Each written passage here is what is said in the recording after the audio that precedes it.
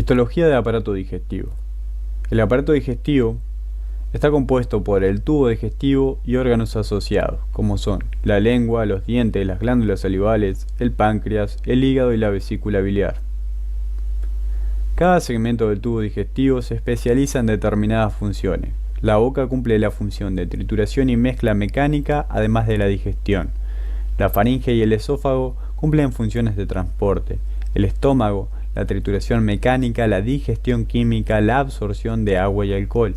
El intestino grueso, digestión química, absorción de nutrientes. El intestino grueso, la absorción de electrolitos, agua y vitaminas. El recto y el ano cumplen la función de defecación. A nivel del aparato digestivo se vuelcan múltiples secreciones que van a favorecer la digesto-absorción de lípidos, proteínas y hidratos de carbono, que van a ser procesados para facilitar su absorción a nivel del intestino. La estructura general del tubo digestivo está compuesta por una capa mucosa, una capa submucosa, una capa muscular y una capa serosa o adventicia. La estructura general del tubo digestivo. La capa mucosa digestiva es la superficie a través de la cual ingresa la mayor parte de las sustancias al organismo. Cumple una interfaz entre el organismo y el medio ambiente. Tiene la función de absorción, de secreción, de barrera y de protección inmunológica. La capa submucosa está compuesta por tejido conjuntivo denso y regular con o sin glándulas. En ella vamos a encontrar lo que es el plexo nervioso submucoso de Meissner. La capa muscular puede estar dada por un tejido muscular liso o estriado esquelético. La capa circular interna y vamos a tener la capa longitudinal externa. Entre ambas capas vamos a encontrar lo que es el plexo mientérico de Auerbach. La serosa o adventicia es tejido conjuntivo laxo, denominado mesotelio en las serosas. Las glándulas asociadas al tubo digestivo son las glándulas salivales, que van a ser pares, como son la parótida, la submaxilar y la sublingual, que desembocan a nivel de la boca. El hígado y el páncreas desembocan a nivel del duodeno. Son órganos de tipo parenquimatoso, quiere decir que presentan un estroma y un parénquima. Las glándulas salivales y conductos. El cialona corresponde a lo que es el acino y los conductos intercalares y el conducto estriado. Son de epitelio cuboideo simple y lo podemos apreciar en esta imagen. Los acinos de tipo serosos los vamos a encontrar predominantemente en la glándula parótida. Este corte, teñido con hematoxilina y eosina, podemos identificar estructuras redondeadas que corresponden a los acinos, donde vamos a encontrar un núcleo predominante hacia la región basal y un conducto secretor que se va a encontrar en el medio del acino. La secreción serosa va a estar dada por la amilasa salival, la lisosima, la peroxidasa y la cialomucina. En este corte de glándula sublingual con hematoxilina y eosina vamos a encontrar lo que son los acinos de tipo mucoso. La secreción predominante es la secreción de moco. Con respecto al acino de tipo seroso, este es mucho más pálido, ya que su tinción de moco no llega a que se peguen los colorantes. En la glándula submaxilar vamos a encontrar lo que son acinos de tipo mixto. Van a ser acinos predominantemente de tipo mucoso, pero con una medialuna serosa. Estas medialunas se llaman de Giannuzzi o de von Ebner. Las glándulas salivales menores son accesorias. Son las linguales, las bucales, las molares y las palatinas. En cambio, las mayores, que son las principales, son la parótida, la submaxilar y la sublingual. Con respecto a las glándulas salivales y acinos y conductos, podemos establecer que los conductos intralobulares son los de mayor diámetro. Después le siguen los conductos de tipo estriado y después, a lo largo del parénquima de la glándula, vamos a encontrar lo que son los acinos serosos, acinos mixtos y los acinos mucosos. Las glándulas salivales mayores se diferencian por su conformación parenquimatosa. La parótida tiene un predominio de tipo seroso. La submaxilar tiene un predominio mixto de tipo seroso. La sublingual tiene un predominio de tipo mixto a predominantemente mucoso. El control de la secreción salival está dada por inervación de tipo simpática y parasimpática. Se producen de 1 a 1,5 litros por día.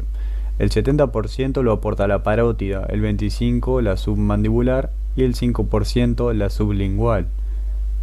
Puede recibir estimulación de tipo química, mecánica y olfatoria para desencadenar la producción de secreción de saliva.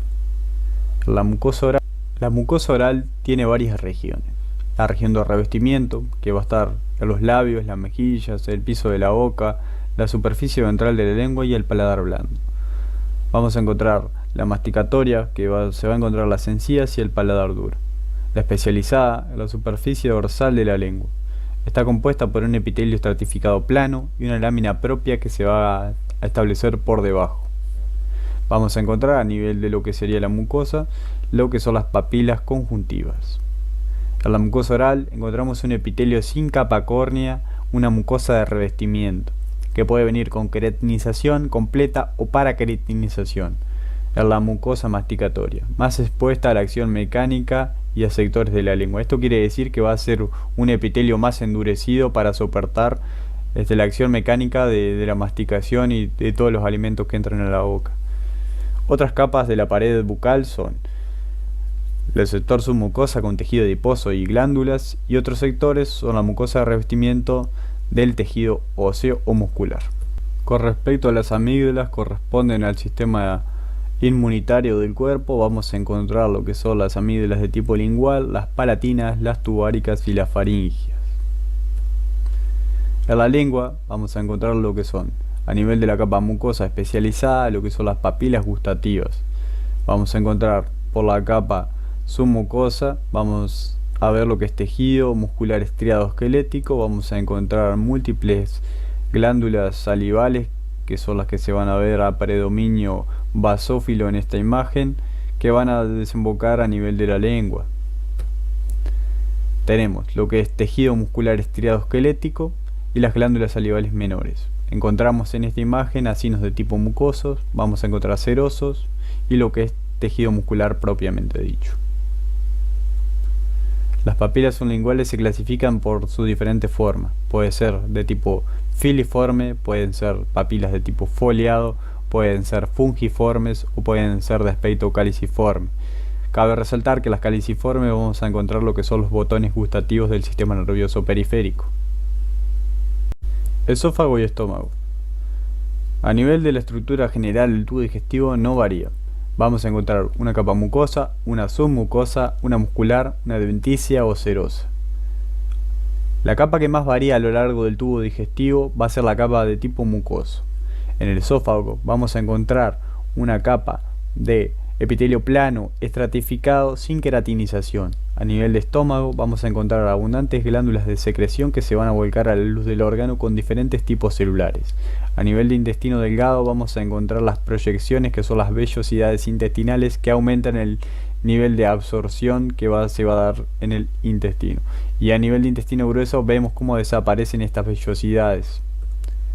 En la mucosa digestiva vamos a encontrar funciones de barrera, que van a estar mediadas por el epitelio y las uniones intracelulares, de absorción, que son especializaciones de aumento de la superficie, que interviene la capa mucosa y la submucosa. Las de secreción en el epitelio van a ser glándulas, van a ser plasmocitos, que secretan mucus, hormonas y anticuerpos. De protección inmunológica, que va a estar asociado el tejido linfoide asociado a mucosas y el tejido linfoide asociado al intestino. La mucosa digestiva, el epitelio, separa la luz del tubo digestivo respecto del órgano. Cumple la función de barrera, protección mecánica, secreción y absorción. La lámina propia está compuesta por tejido conjuntivo laxo, con o sin glándulas, con vasos sanguíneos y linfáticos. Están asociados al sistema inmune de la mucosa. En ella vamos a encontrar una capa muscular de la mucosa que está compuesta por tejido muscular liso que tiene dos capas. Independientemente del peritaltismo, forma pliegues que favorecen la absorción y la secreción. A la submucosa vamos a encontrar tejido conjuntivo denso y regular, a veces con glándulas, con vasos, como en el plexo submucoso de Meissner, Vamos a encontrar fibras sensoriales viscerales simpáticas y fibras y somas neuronales del sistema entérico. El sistema nervioso entérico está formado por los somas neuronales de los ganglios parasimpáticos y sus fibras nerviosas postganglionares. Es la tercera división del sistema nervioso autónomo.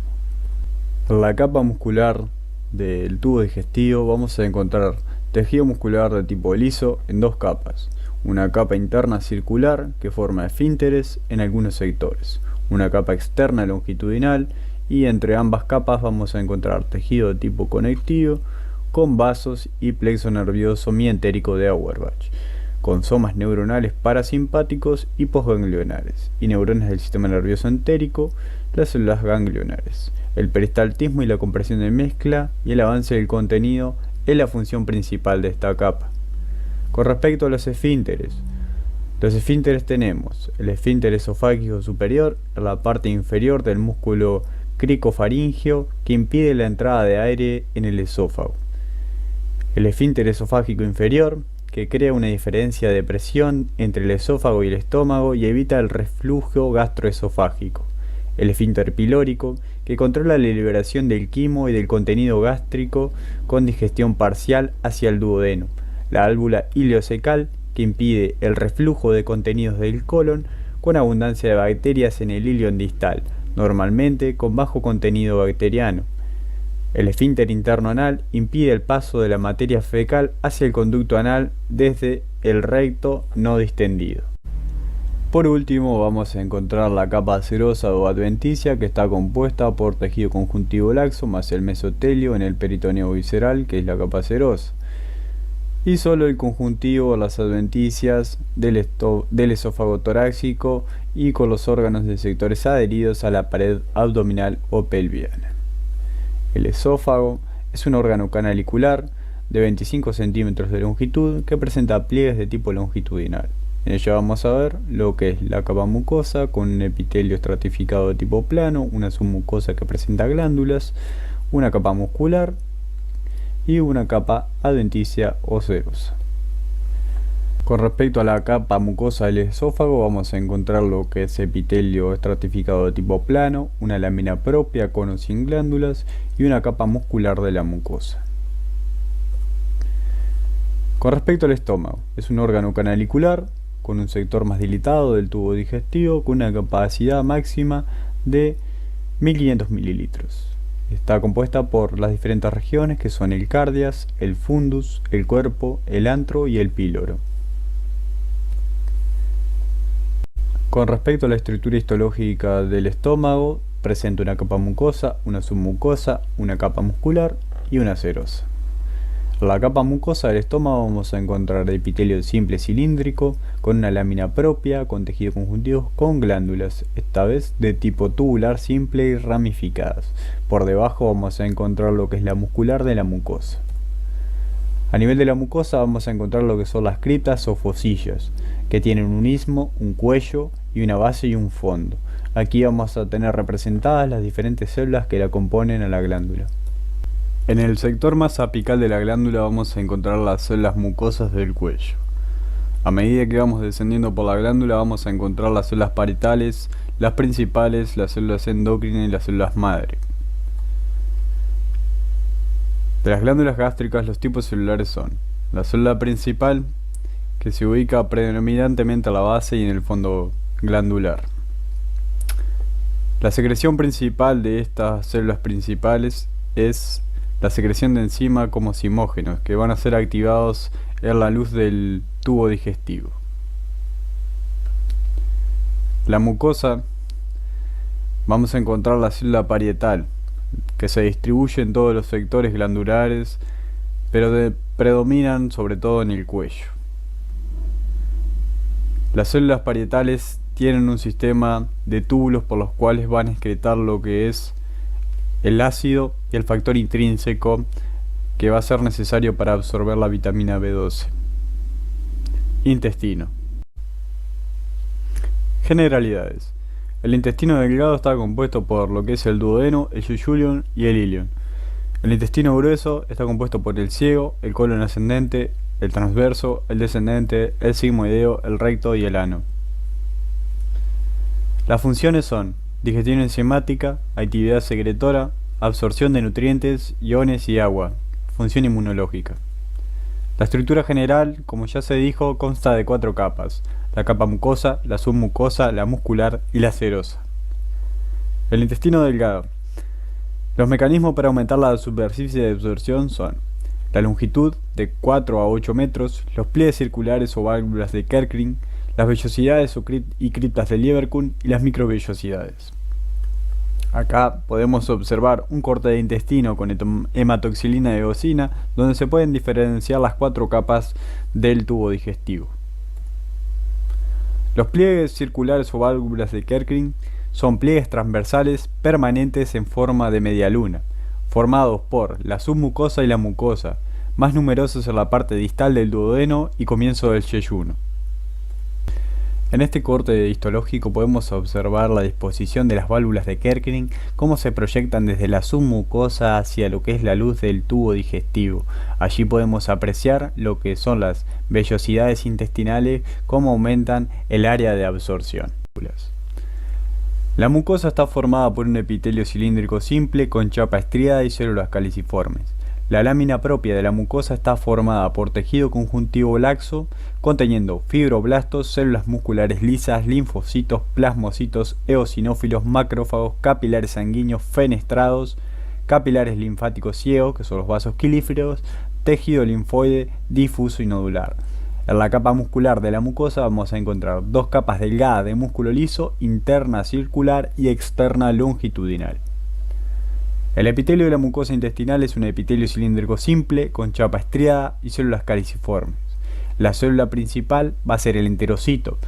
La chapa estriada corresponde a las microvellosidades, que son una especialización del enterocito. Y las células caliciformes son las células productoras de moco.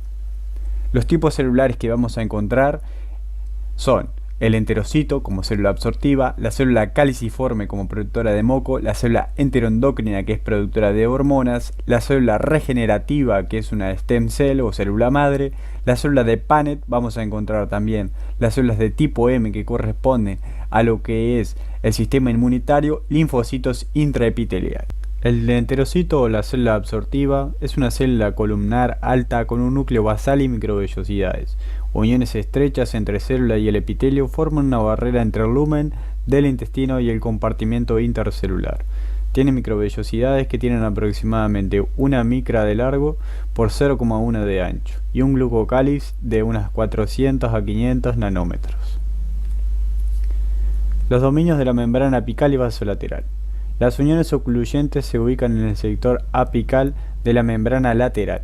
Las funciones de estas células son la digestión de las enzimas digestivas por parte de las disacaridasas y las peptidasas, la digestión del agua y los electrolitos, la absorción del pasaje de aminoácidos, monosacáridos, agua, iones y otros componentes desde el lumen intestinal hacia la sangre o la linfa. Las microvellosidades forman un eje de microfilamento de actina anclados a la base a la red terminal por la bilina, la miosina y la fibrina. La célula caliciforme, glándula unicelular exócrina productora de moco. Aumenta el número desde el duodeno hasta el ilion. Las funciones. La mucina secretada junto al agua forman un gel, una capa mucosa que lubrica y protege a la mucosa intestinal y a la vez sirve como mecanismo de defensa contra patógenos.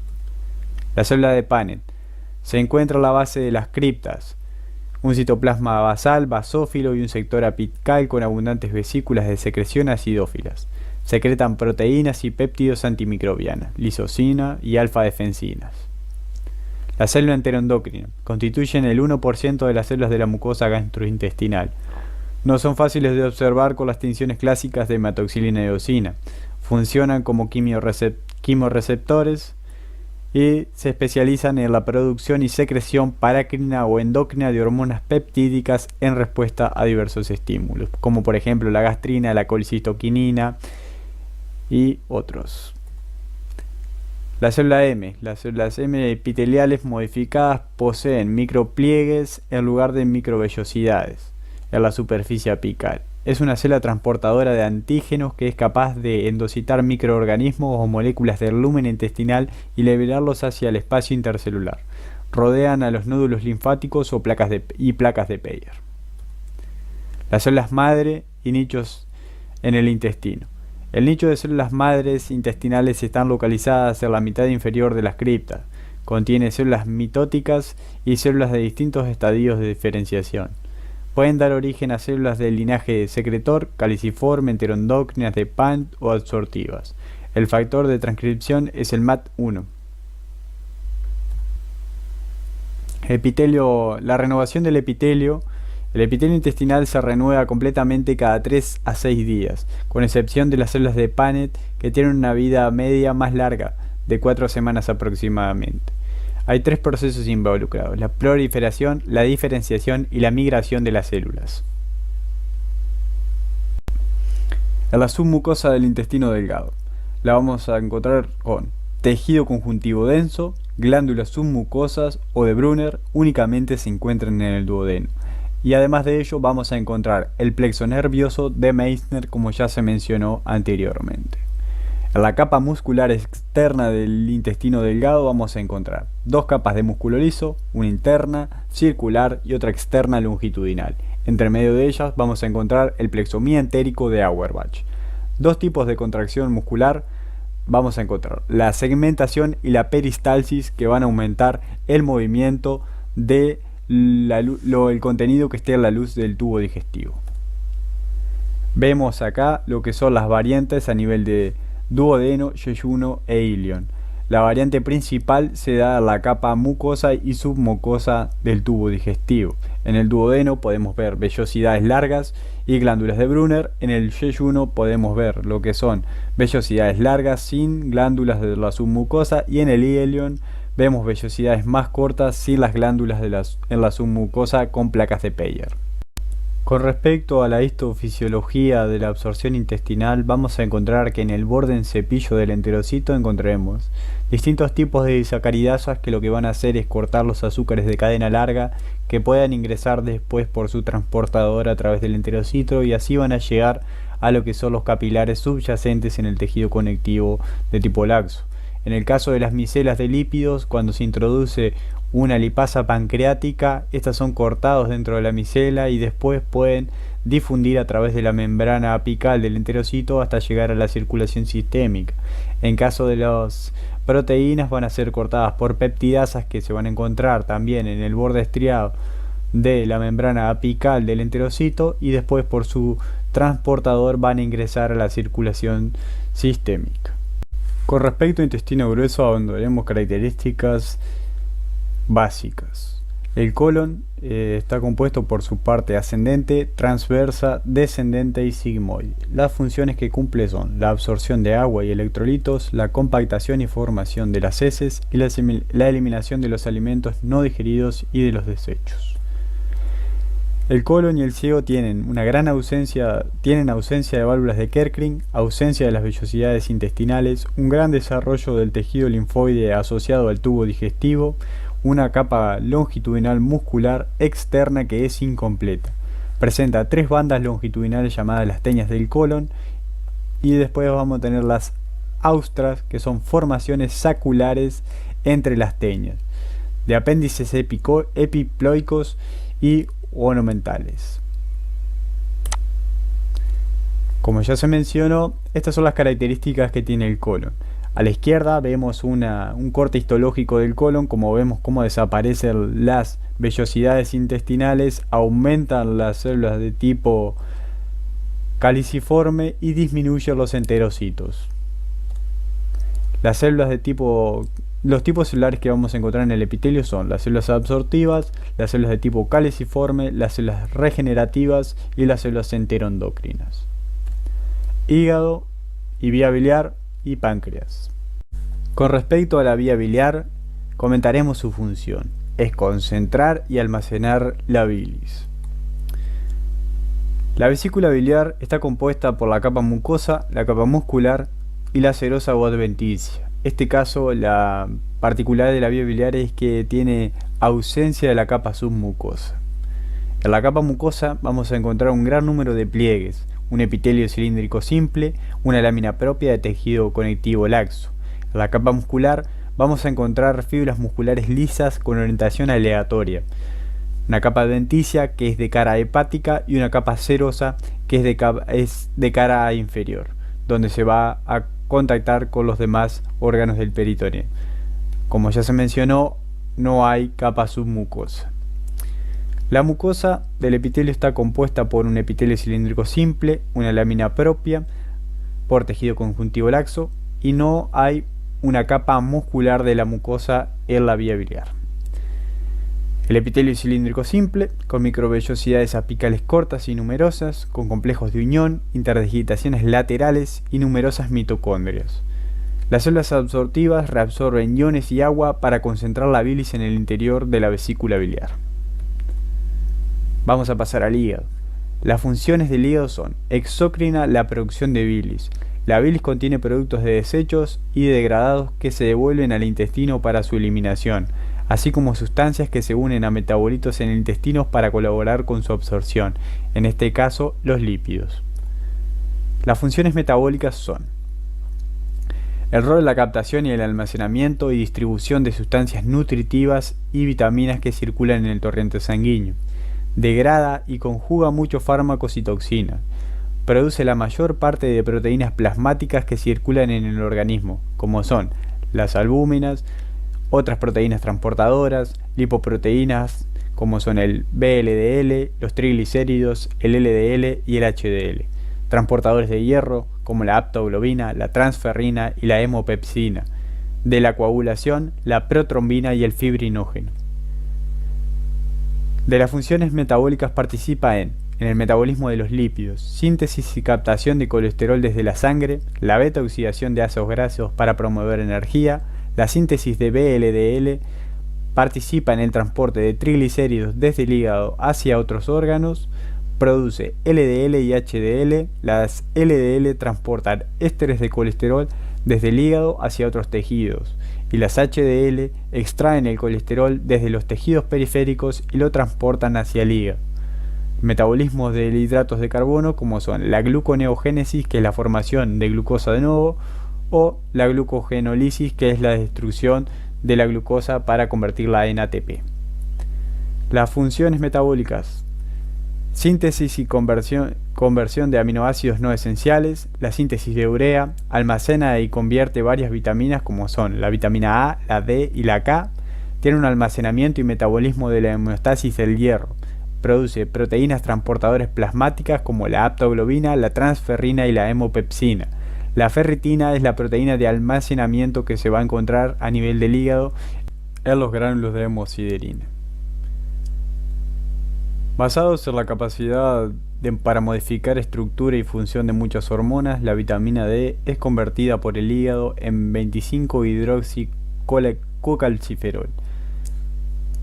Las hormonas tiroideas tienen una conversión de T4 a T3 de forma biológicamente activa por desolación. La hormona de crecimiento GH produce el factor de crecimiento similinsulina 1, IGF-1, que estimula la acción de la hormona de crecimiento. La insulina y el glucagón son productos de degradación. El hígado es un órgano parenquimatoso. Tiene un estroma que está compuesto por una cápsula de tejido conectivo fibroso, que es la cápsula de Gleason, con sectores con una serosa peritoneo visceral. Tiene tabiques que acompañan nervios, conductos, vasos sanguíneos y linfáticos. El parénquima está conformado por los lóbulos y los lobulillos hepáticos y otros tipos celulares, además de los conductos. Para la irrigación sanguínea del hígado, la tríada portal está compuesta por ramas de la arteria hepática y de la vena porta y por el conducto biliar. La sangre de las ramas terminales de la arteria hepática y de la vena porta ingresan por los sinusoides hepáticos. La mezcla de sangre venosa y arterial es conducida por los sinusoides hasta la vénula terminal, que es la vena central. Desde allí, la sangre drena hacia las vénulas sublobulillares, que son tributarias de la vena hepática. La histoarquitectura del hígado corresponde al lobulillo clásico, que está compuesto por pilas de cordones anastomosados de hepatocitos en una sola célula de espesor, separadas por el sistema interconectado de sinusoides que irriga a las células con una mezcla de sangre portal, venosa y arterial. Cada lobulillo alrededor mide de 2 milímetros a 0,7 milímetros. En el centro del lobulillo se encuentra la vénula relativamente grande, que es la vénula hepática terminal o vénula central, la cual desemboca los sinusoides. Los cordones de hepatocitos adoptan una disposición radial desde la vena central hacia la periferia del lobulillo, como hacen los sinusoides. En los ángulos del hexágono se encuentran las áreas portales o conductos portales, que consisten en tejido conjuntivo laxo con un estroma caracterizado por la presencia de tríadas portales. Este tejido conjuntivo, finalmente, se continúa con la cápsula fibrosa que rodea al hígado. Además de eso, en este corte podemos ver la vena sublobular. Esto es un poquito más de lo mismo para mostrar cómo se forman los hexágonos con la conformación de los hepatocitos. Esto es la comparación de un hígado de cerdo con un hígado humano. Observen las similitudes entre ambos. Y bueno, pasamos a los tipos celulares. Los tipos celulares que vamos a encontrar en el hígado son los hepatocitos, las células endoteliales, las células de Kupffer y las células estrelladas, que son las almacenadoras de grasa. El 80% de la población celular del hígado corresponde a los hepatocitos. Tienen un diámetro entre 20 a 30 micras, con un citoplasma acidófilo con regiones de tinción variable. Son tetraploides, frecuentemente binucleados, con una vida media de 5 meses, una capacidad de regeneración bastante considerable. Los sinusoides, como ya se explicó, vamos a encontrar lo que son las células de Kupffer dentro de la vénula central y una célula endotelial, que son las que vamos a describir. Con respecto a las células de Kupffer, son los macrófagos hepáticos. Participan en la degradación final de algunos eritrocitos dañados o envejecidos que llegan al hígado desde el vaso. Las células estrelladas de Eaton son las almacenadoras de grasa. Tienen un origen mesenquimal, están localizadas en los espacios de Dice y es el sitio principal de depósito de vitamina A. Juegan un rol importante en la fibrinogénesis e en la hipertensión portal patológica, en respuesta a toxinas e inflamación crónica, por ejemplo, en la cirrosis. Son de depósito de colágeno tipo 1 y tipo 3 y tienen una diferenciación a miofibroblastos contráctiles. Páncreas. Glándula de secreción mixta, exócrina y endocrina. Las funciones: sector exócrino, producción de líquido rico en bicarbonatos y proenzimas digestivas que se vuelcan hacia el duodeno. El sector endocrino, secreción de hormonas que regulan la concentración de glucosa y otros metabolitos en la sangre, como son la insulina y el glucagón. En este corte teñido con hematoxilina y eosina vemos varios lóbulos pancreáticos separados por tabiques de tejido conjuntivo que son continuos con una cápsula delgada que se redondea a la glándula. Los lóbulos pancreáticos consisten principalmente en ácidos exócrinos y sus sistemas de conductos interlobulillares. La mayoría corresponden a islotes de Langerhans, que son los sitios donde se ve un poquito más claro, redondeado, y junto a ellos los lobulillos abajo a la izquierda se van a ver los conductos interlobulillares. Con respecto al acino y a las células acinares, tienen características típicas de células secretoras de proteína, abundantes gránulos de secreción y mucho retículo endoplasmático. Los islotes de Langerhans están compuestos por las células A, que son las alfa, que secretan glucagón, las células beta, que secretan insulina, las células delta, que secretan somatostatina, y las células F, que secretan polipéptido pancreático. En esta imagen podemos observar hacia la izquierda lo que es el islote de Langerhans con respecto a lo que son los acinos de tipo exócrino. La bibliografía recomendada es el Ross, el Geneser y el Facet. También pueden abordar la guía de histología que está en web, y sería todo por hoy. Muchas gracias.